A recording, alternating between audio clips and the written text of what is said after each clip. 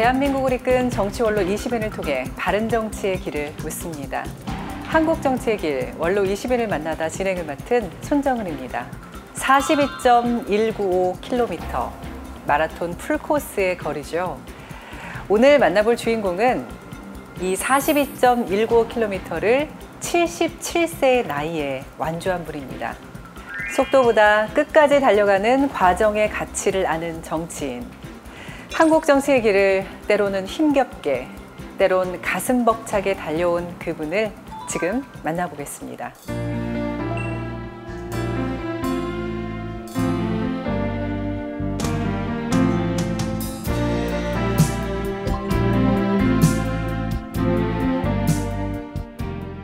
의원님.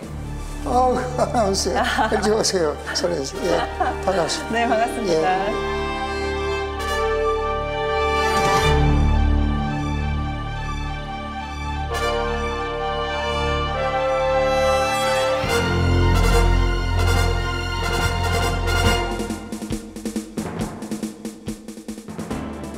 의원님 안녕하세요. 안녕하세요. 네, 제가 아까 시간이 있어서 살짝 좀 둘러봤거든요. 신기한 공간들이 굉장히 많이 있더라고요. 네.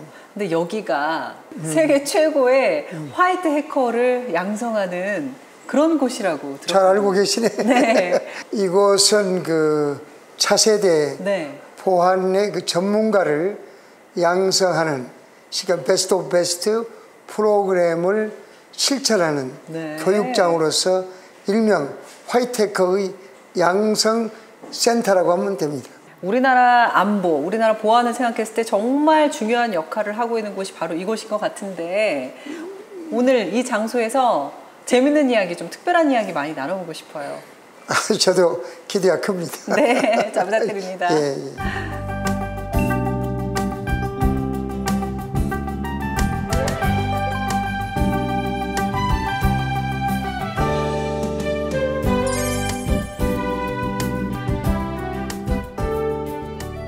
반갑습니다. 안녕하세요. 네. 잘 부탁합니다. 네. 한국정보기술연구원장으로서 화이트 해커 양성에 이렇게 힘을 쏟고 계신데 이 친구들이 벌써 12기? 12기. 네, 얼마 전에도 발대식을 했다고 들었어요. 네, 6월 30일 날. 네, 그 친구들이 또 해외에 나가서 또 주목할 만한 엄청난 성과들을 가지고 들고 왔다면서요. 그렇죠. 1기부터 11기의 교육생들 중에서 그리고 멘토들이 합해가지고 출전했죠. 2015년에 아시아 최초로서 세계의 해킹 방어대회라고 하는 데프콘에서 우승을 했고 2018년도는 제가 직접 참가해서 네. 응원했던 그런 기억이 나는데 거기에서도 우승을 했고 2022년 지난해에서도 연합팀을 구성해서 1등과 3등을 거머쥐고 아주 우승의 깃발을 올렸죠. 네. 그 10여 년 전에 처음 시작하셨을 때는 더더욱이 주변에서 도움도 없고 왜 이렇게 힘든 거 시작하냐 이런 얘기도 들으셨을 것 같은데 그때 어떤 마음으로 이렇게 시작하신 거예요? 그때는 사실은 제가 2010년도에 한국정보기술연구원의 원장을 맡아서 왔는데 그때 당시에 우리나라가 IT 강국이라고 하면서도 사실은 보안에 있어서 굉장히 취약점을 많이 갖고 있었습니다. 그때 당시에 실질 디도스 공격이라든지 은행에 대한 여러 가지 해킹 사고 발생했을 때만 해도 우리가 준비가 안 돼 있었거든요. 그렇다면 IT의 강국으로서의 사이버 보안을 소위 튼튼하게 하기 위해서는 여기에 대한 전문가 양성이 필요하다. 이제 보안 인재 양성을 10만 명 정도 해야 된다는 주장을 제가 2012년부터 했어요. 네. 그래서 그 관철 돼가지고 오늘까지 온 겁니다. 요즘 같은 디지털 시대에는 사실 사이버 보안 굉장히 점점 더 중요해지고 있잖아요. 또 국가 간의 이런 사이버 분쟁도 일어나고 또 해킹 수법이 워낙에 교묘해져서 최근에 보니까 뭐 챗 GPT로 인한 사이버 범죄도 엄청나게 늘어날 것이다 이런 우려도 많고 그렇더라고요. 그 대한민국의 사이버 안보를 지켜내기 위해서는 어떤 정책적인 지원이 필요할까요? 우선은 지금 윤석열 정부가 등장하면서 보안의 인력 양성을 10만 명 하겠다는 그 정책을 그 주요 정책으로 채택했어요. 그 방향을 잘 잡은 거죠. 그런데 이 방향을 잘 잡아서 이 인력을 양성하기 위해서는 어떻게 할 것이냐에 대해서는 이제 신기술에 해당한 전문가들이 어떻게 하면 될 거냐는 것도 연구해야 되고, 또 해킹의 공격 수법들이 아주 그 진화돼 가지고 과거에 있는 보안의 그 기술 갖고는 좀 부족해요. 네. 거기에 따르는 이제 그 대응 방향, 채트 GPT에서 나온 AI끼리 또 공격하고 방어하는 그런 거 있기 때문에 여기에 따르는 그 보안 기술, 최고급 브랜드의 대책들을 이제 만들어내야 될 거예요.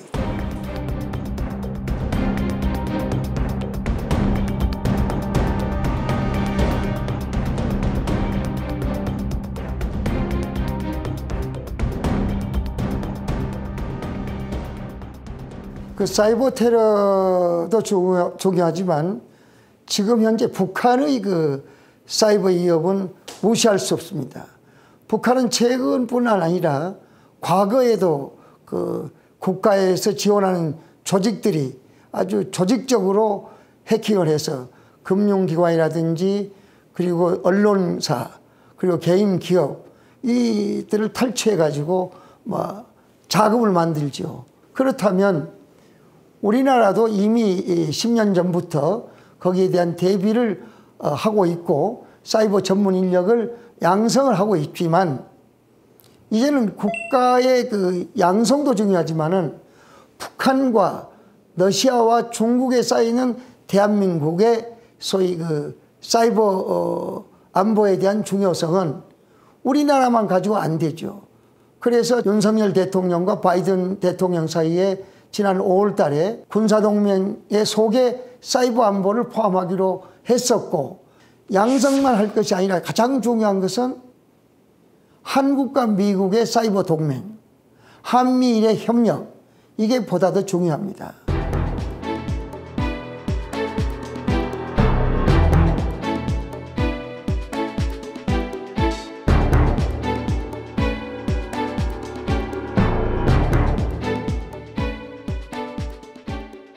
또 유준상 의원님은 우리나라 민주화의 양대 산맥이신 두 분, 이 두 분과도 함께 정치를 하신 분입니다.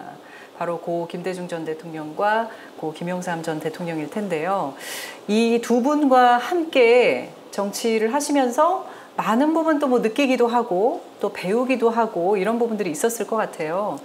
지금의 정치인들에게 이 두 분에게서 이런 것들을 배웠으면 좋겠다 하는 점이 있다면 어떤 점이 있을까요? 김영삼 대통령에서 볼 수 있는 것은 어떠한 문제가 있을 때 전광석화적인 인사정책을 실시해서 국민들이 시원하게 그때그때 사람을 교체시키는 그런 결단력이 있고, 네. 하나회 같은 것을 척결해가지고 군사문화를 종식시키는 그런 그 실질적인 예를 보여주셨고, 김대중 대통령한테는 누가 뭐라 해도 그분은 매일 기도하며 공부하는 소위 그 지도자로서의 노벨상까지 받지 않았습니까? 김대중 선생한테 배울 수 있는 것은 사랑, 용서, 그리고 포용. 한때는 자기와도 적의 관계에 있었던 그 분을 비서실장으로 기용하는 그런 그 포용력 있는 거. 또 정권을 잡기 위해서는 DJP 연합도 할 수 있는 그런 통군 정치를 하신 점에서 우리가 본받아야 되지 않을까 이렇게 생각합니다. 곁들여서 두 지도자뿐 아니라 또 김종필 총리도 네. 2번의 총리를 하고 9번의 국회의원 하셨지만 그분이 갖는 그 품격, 낭만적인 것. 요즘은 정치에 낭만이 없어져 버렸어요. 맞아요. 정치가 실종이 돼가지고. 네.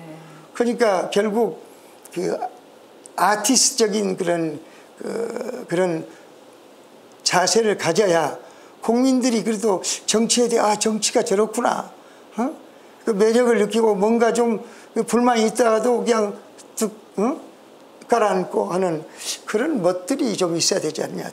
쉽게 하면 지도자의 품격, 또 국가의 품격, 이게 대단히 중요하다. 그런데 요즘 정치를 보면 이전 투구, 이념 전쟁, 막말, 가짜뉴스, 거짓말의 연속으로 인해서 국민들의 신뢰를 다 잃어버렸어요.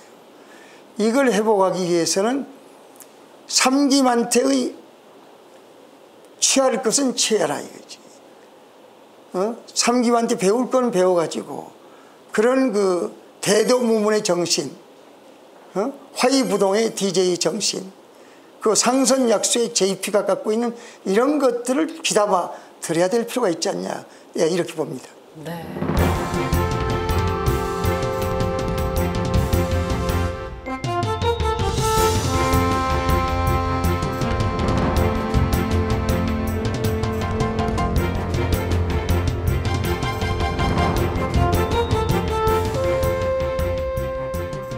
최근에 언론 인터뷰에서 지금의 정치 상황을 뺄셈 정치다, 마이너스 정치다 이런 표현을 하셨더라고요. 어떤 의미였는지 궁금합니다. 지금 정치 상황을 보면 여야 모두 정치인들이 정직해야 됩니다. 공정?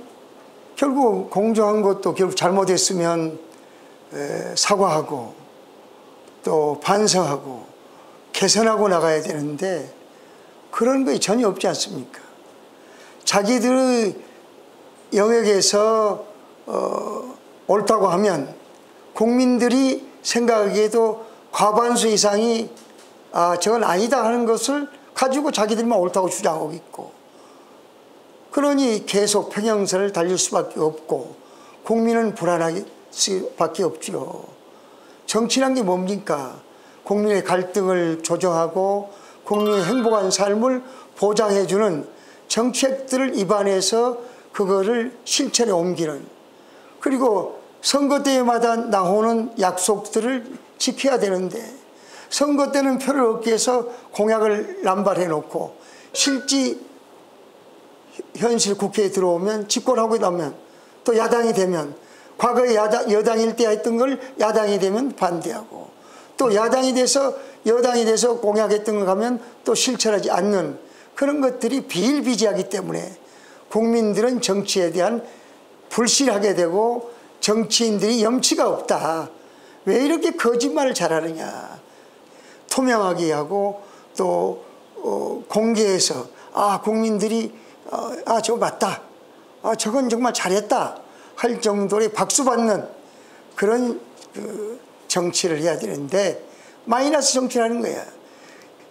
야당은 야당대로 자기의 지도자에게 불리할 것 같으면 집중 공격해버리고 또 여당은 여당대로 자기한테 불리하다 그러면 그 사람들을 배제시키는 이런 제외시키는 이런 것들이 결국 뺄셈 정치다. 정치란 건 보탬의 정치, 더하는 정치를 해야 국민들이 다 함께 기뻐하고 국민들이 즐거워하고 국민들의 얼굴이 웃음을 띠면서 갈 거 아닙니까? 노래도 있잖아요. 나훈아의 사랑해. 사랑해? 응? 네. 어떻게 부르죠? 그 우울할 때는 웃음을 주고 여름철이 되면 내가 우산이 되고 겨울이 되면 무슨 뭐 이런 것들이 있지 않습니까? 네. 불이 되리라는 이런 노래처럼 좀 더 따뜻하게 하라 이거지. 사랑 이상 더 좋은 게 없다. 우선 가족을 사랑하고 당에서 당원들을 사랑하고 그리고 국가를 사랑하는 그런 애국심에 있어야 이 나라의 정치가 잘 될 건데 계속 여든 야든 뺄셈의 정치만 계속 한다면 결국 정치로에 대한 국민의 신뢰는 회복될 수 없다. 회복할 수 없다 보는 거예요.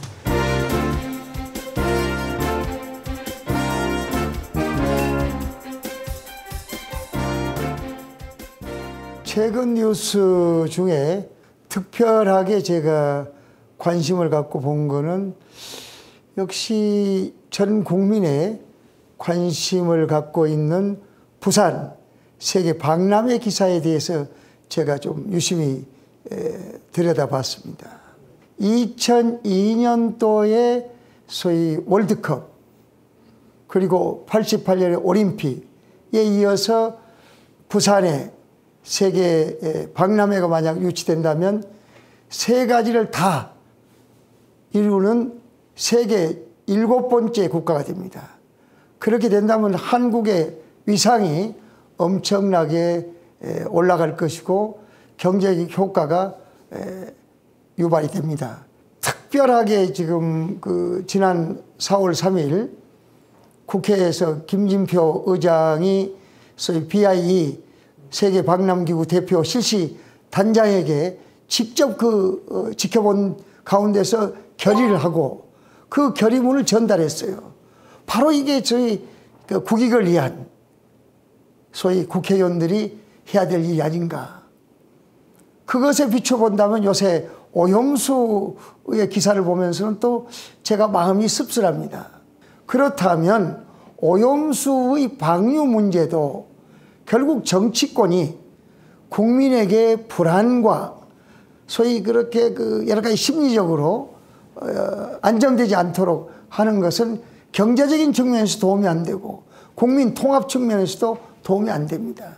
그래서 이런 거는 전번에 4월 3일 날 국회에서 했던 것처럼 소위 국회에서 의결해서 직접 여야가 한 마음을 한 뜻으로 이렇게 하듯이 오염수 문제도 결국 이런 차원에서 하게 된다면 아마 국민들의 신뢰도 회복할 거고 국가적 품격도 올라갈 거고 그 다음에 경제적으로도 국민의 심리를 안정시켜서 어민들이라든지 이런 일반 국민들에게 좀 플러스 요인이 되지 않을까 하는 제 생각을 말씀드릴 수 있습니다.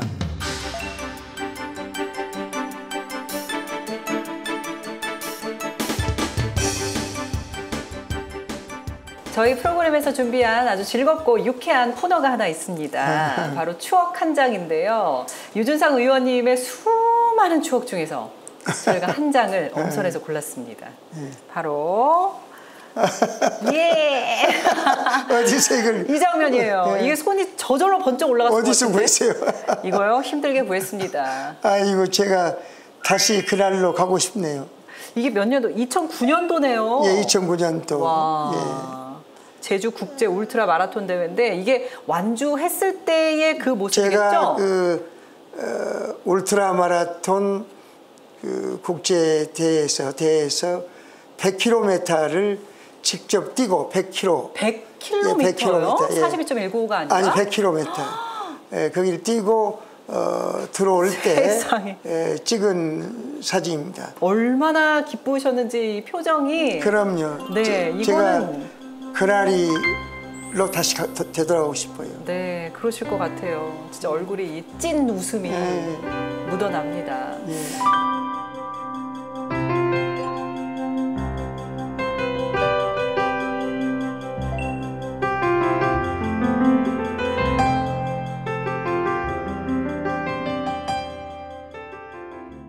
제가 더 이상 정치를 해서 안 되겠구나.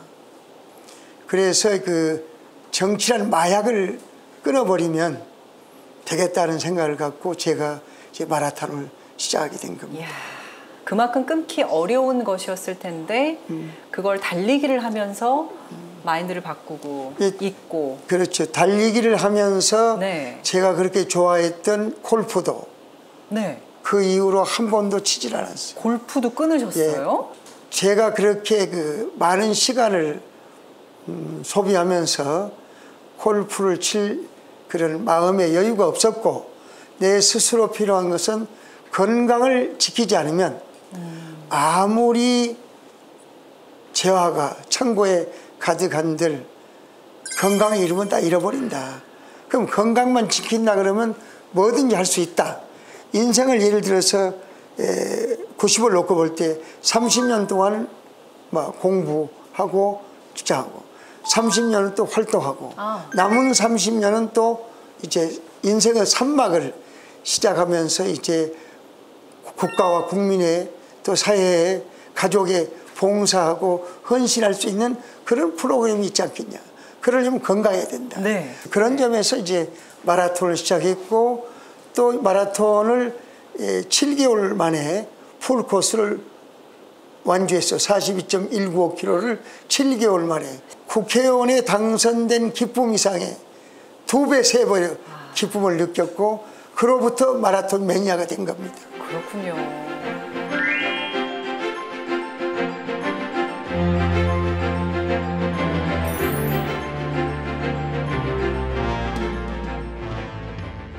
건강도 늘 지키시면서 배움의 끈을 놓지 않고 이렇게 열심히 하루하루를 어떻게 보면 자기 개발, 자기 연마 이렇게 하시면서 사시는 거잖아요. 이 배움에 포커스를 좀 두고 후배 정치인들에게 하고 싶은 말씀이 있다면 어떤 게 있을까요? 정치라는 것은 하다 보면 많은 시련을 겪게 되어 있습니다.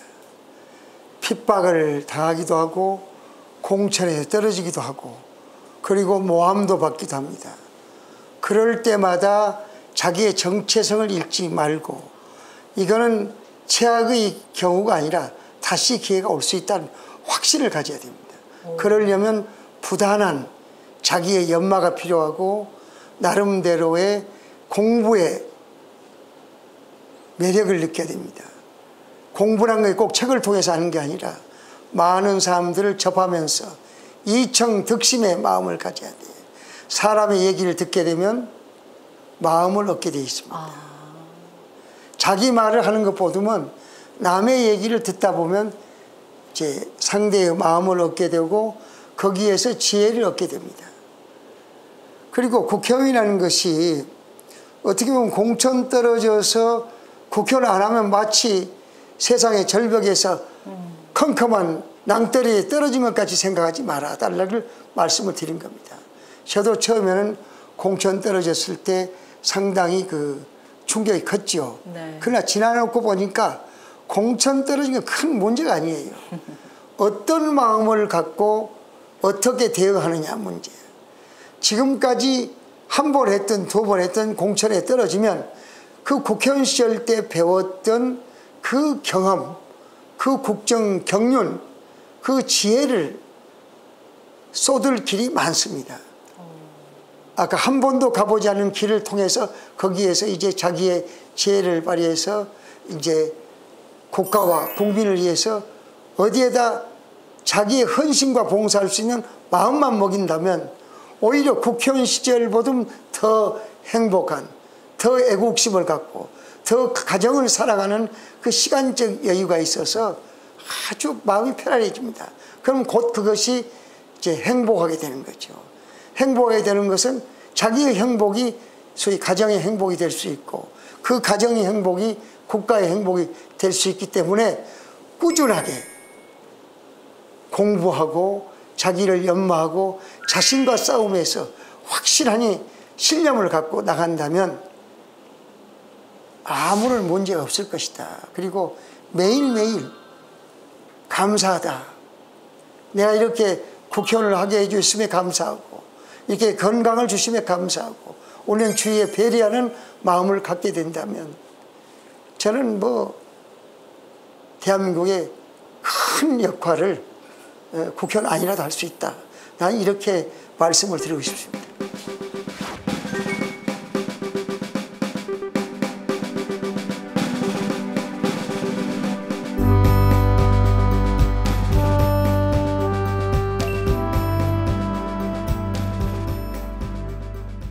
한국에 만든 김치, 그리고 라면 이런 것들을 구하러 다니는 한국 식당을 막 뒤져야 되죠. 라스베가스에 있는 한국 식당을 막 뒤져서 그럼 직접 우리 같이 간 직원들하고 함께. 그래서 더 힘을 받아서 그때 또 큰 결과가 있지 않았나 싶어요. 정성을 들여서 막 갈구해야죠. 구해야 답이 오는 거지. 가만히 있으면 오겠습니까? 네.